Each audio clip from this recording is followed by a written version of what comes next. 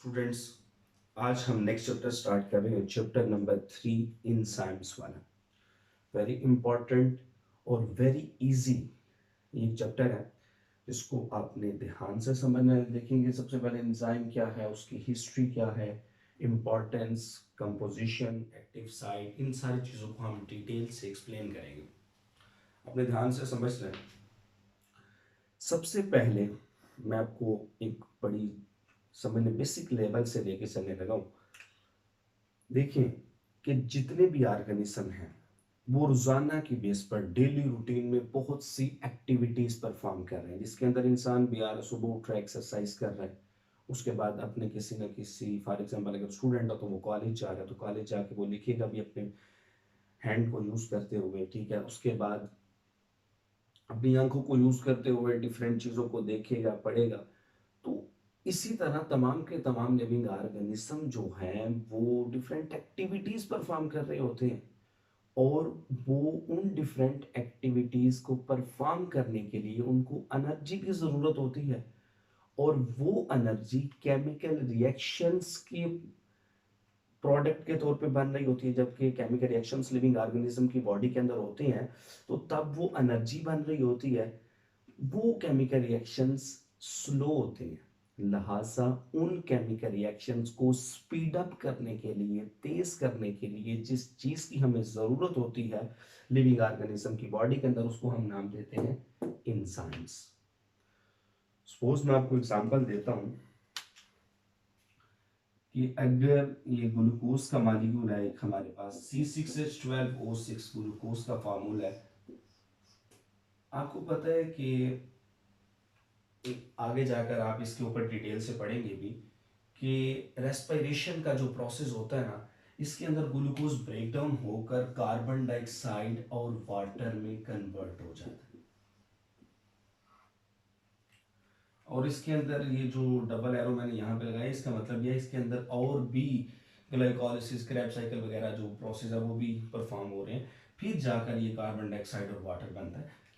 अब ये देखें कि जब ग्लूकोज को कार्बन डाइऑक्साइड और वाटर के अंदर कन्वर्ट किया जा रहा है, तो यहां पर कुछ एनर्जी बन रही है,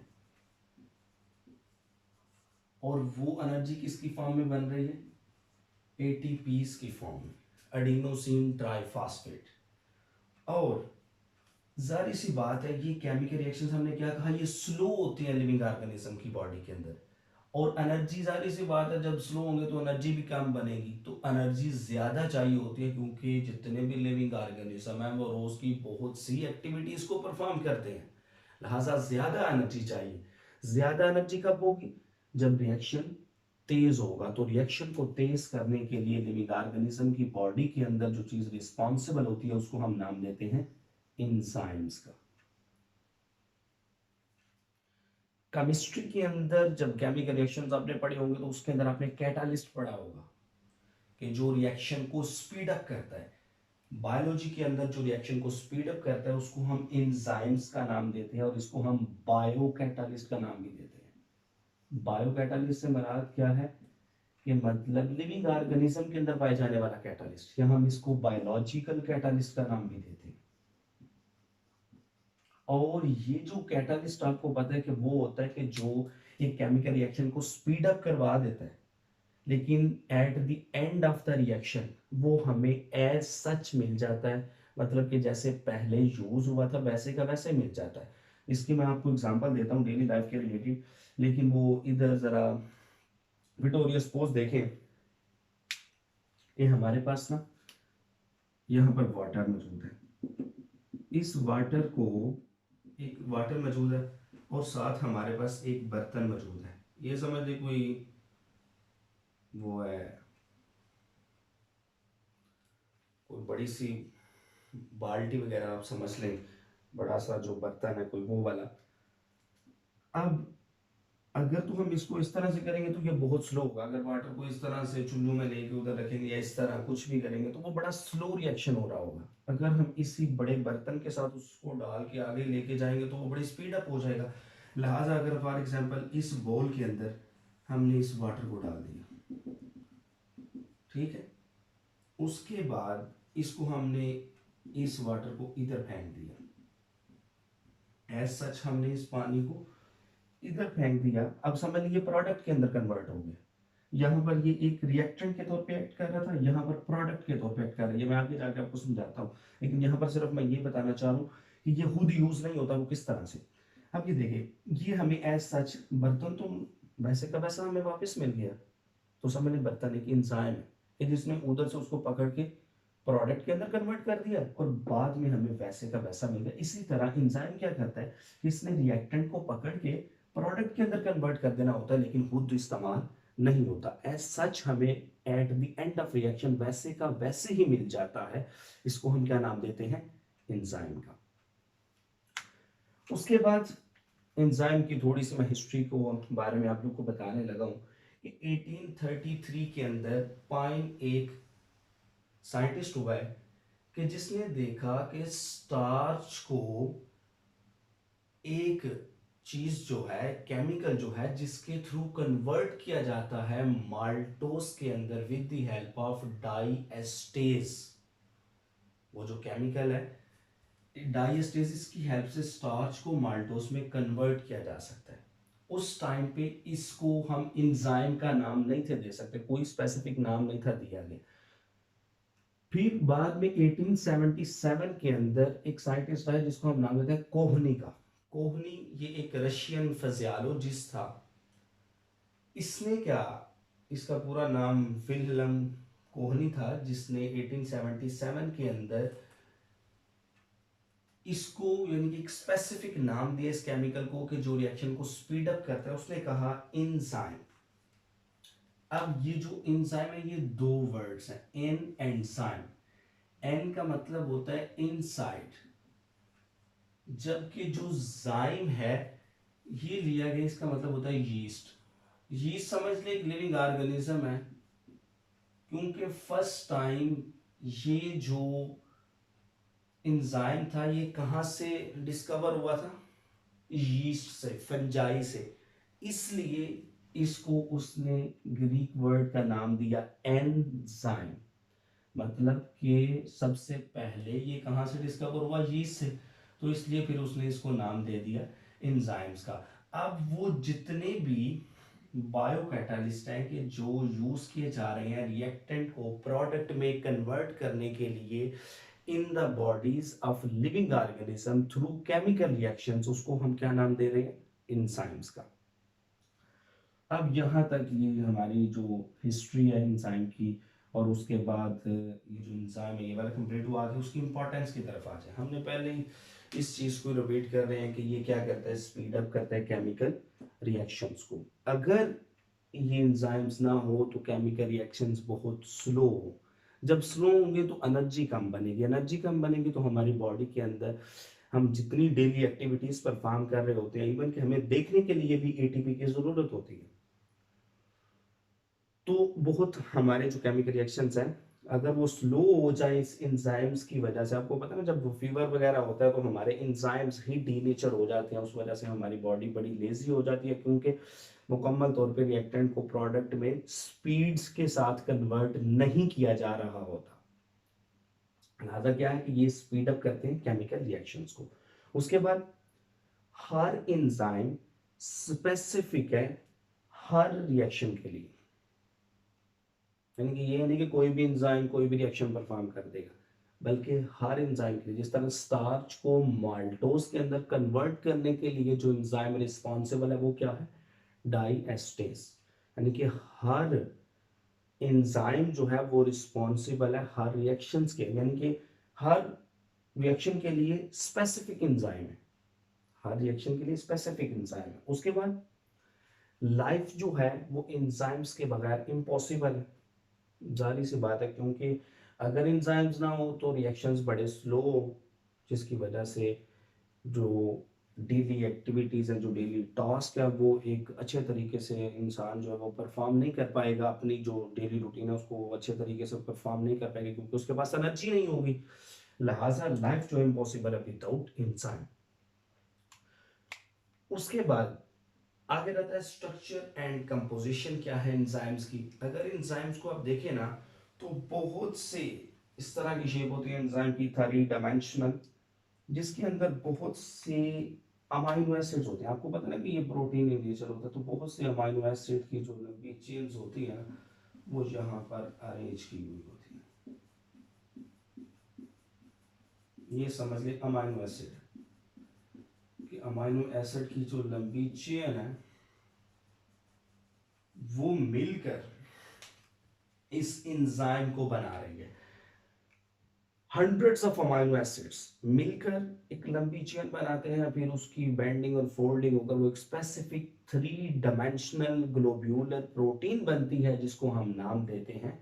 3 डायमेंशनल से मरा दिया है उसके जो 3 डायमेंशंस है, लेंथ है, हाइट है, विड्थ है, तो उसकी फिर एक स्पेसिफिक शेप बनती है, ग्लोब्यूलर शेप, यानी कि ग्लोब की तरह की, यानी कि गोल जो शेप होती है, ग्लोब्यूलर शेप।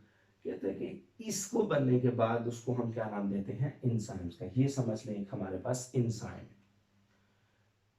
अब एंजाइम्स को हम किस तरह पहचान सकेंगे कि कभी फला चीज, कौन सा वर्ड एंड पर आएगा। इस फिक्सेस से मराद ये होता है कि एंड पर कौन सा लफ्ज होता है। जैसा कि यहाँ पर अगर हम इंजाइम्स के देखें ना, तो इंजाइम्स के एंड के ऊपर एस होगा, एस या इन होगा। जिस तरह ये देखें डाइएस्टेस, उसके बाद मॉल्टेज, सुक्रेस, एंड के ऊपर ए एस सी होगा। ठीक है, उसके बाद कुछ ऐसे भी इंजाइम होंगे जिनकी एंड पर इन होगा, आई एन इन, ये लफ्ज होगा, जैसा कि ट्रिप्सन है, पेप्सन है। तो ये इनकी एग्जांपल है कि जिनकी एंड के ऊपर ये ए एस ए या इन होगा ना, वो समझ ले वो क्या है, एंजाइम है, कि जो लिविंग ऑर्गेनिज्म की बॉडी के अंदर रिएक्शंस को स्पीड अप करने के लिए यूज किए जा रहे हैं। अब आगे आ जाए एक्टिव साइट के ऊपर, इसको आपने ध्यान से समझना। ये जो एक्टिव साइट होती है ये चार्ज बेरिंग साइट होती है, यानी कि इसके ऊपर कोई ना कोई चार्ज होता है, चार्ज रखती है, और ये भी 3 डायमेंशनल होती है। 3 डायमेंशनल चार्ज बेरिंग कैविटी भी हम कह सकते हैं, साइट भी कह सकते हैं। इस 3 डायमेंशनल चार्ज बेरिंग कैविटी के साथ किसी ना किसी सब्सटेंस ने अटैच करना होता है। वो सब्सटेंस के जो इसके साथ अटैच करे उसको हम क्या नाम देते हैं। मैं भी आपको इधर ना ये, यानी कि वो चीज के जिसने यहां पर अटैच करना है एंजाइम के साथ, उसको हम नाम देते हैं सबस्ट्रेट का। और ये समझ लें हमारे पास क्या है, एंजाइम है। और ये उसकी, अब इसकी जो एक्टिव साइट है ना, ये पूरी को एक्टिव साइट कहा जा रहा है। और इसके 2 रीजन्स होते हैं, एक को हम नाम देते हैं बाइंडिंग साइट, और दूसरी को हम नाम देते हैं कैटालिटिक साइट। अब ये जो साइट है, ये दोनों, इसको हम नाम देते हैं बाइंडिंग साइट। और ये जो सेंटर वाली है यहां पर, इसको हम नाम देते हैं कैटालिटिक साइट।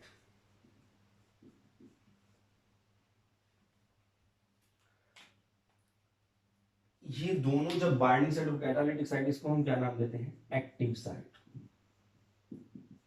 यानी कि ये दोनों रीजन इस एक्टिव साइट के अंडर आ रहे हैं, यानी कि इन एक्टिव साइट के अंदर ये दोनों रीजन आ रहे हैं।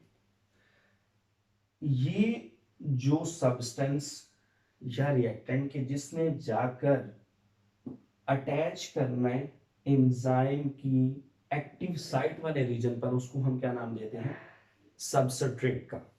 अब होता क्या है कि ये जो है ये यहां पर अटैच करेगा, किस तरह से, यहां पर हम नेक्स्ट डायग्राम बना लेते हैं।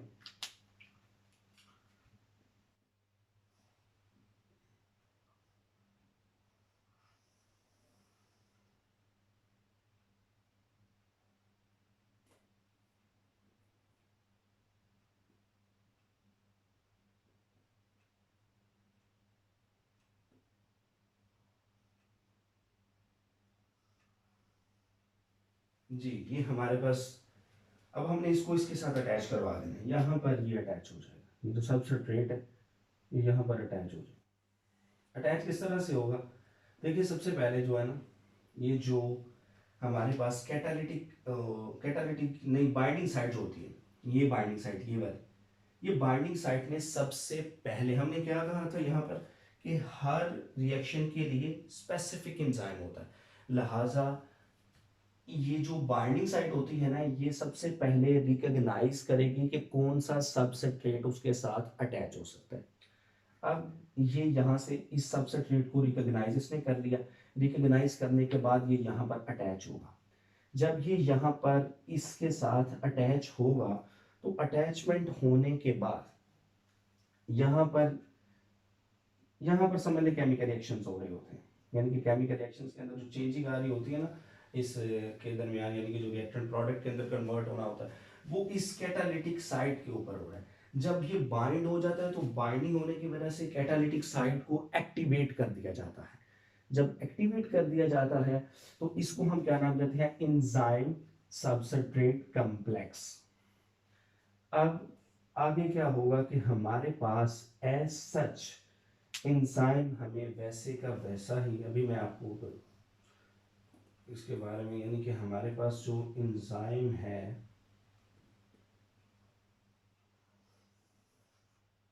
और ये जो है आगे प्रोडक्ट के अंदर कन्वर्ट हो जाएगा, समझने के डिफरेंट, ये प्रोडक्ट के अंदर कन्वर्ट हो जाएगा यहाँ पर।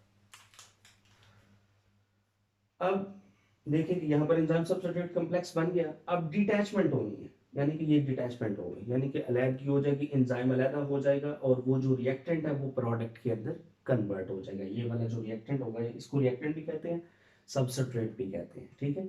और ये किस में कन्वर्ट हो जाएगा? प्रोडक्ट के अंदर।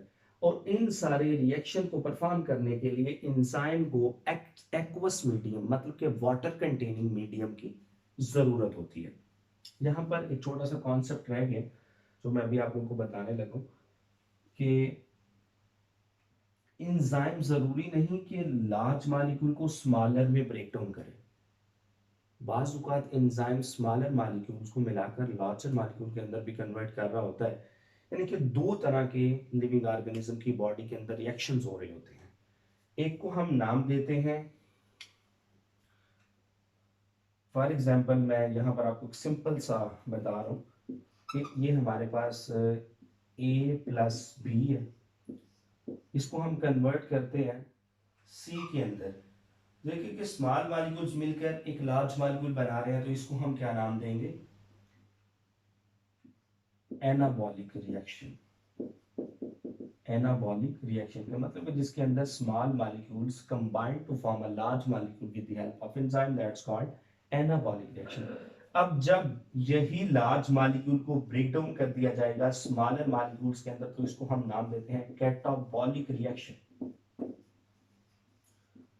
और ये एनाबॉलिक रिएक्शन और कैटाबॉलिक रिएक्शन को हम कंबाइनली मिलाकर कहते हैं मेटाबॉलिक रिएक्शंस।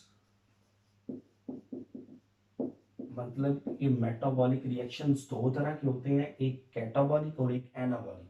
कैटाबॉलिक के दौरान क्या है कि एक लार्ज मॉलिक्यूल स्मॉलर में कन्वर्ट हो रहा है, और एनाबॉलिक के दौरान क्या है कि smaller molecules combine to form large molecule. जिस तरह यहाँ पर देखिए तो ग्लूकोज ब्रेक डाउन होकर कार्बन डाइऑक्साइड और वाटर के अंदर चेंज हुआ है। और आपको पता है फोटोसिंथेसिस के पर, ये तो रेस्पिरेशन का प्रोसेस है ना, फोटोसिंथेसिस के प्रोसेस के अंदर कार्बन डाइऑक्साइड और वाटर मिलकर ग्लूकोज बना रहा होता है, ठीक है। तो अब ये जो है जब ग्लूकोज ब्रेक डाउन होगा तो इसको हम क्या नाम देंगे?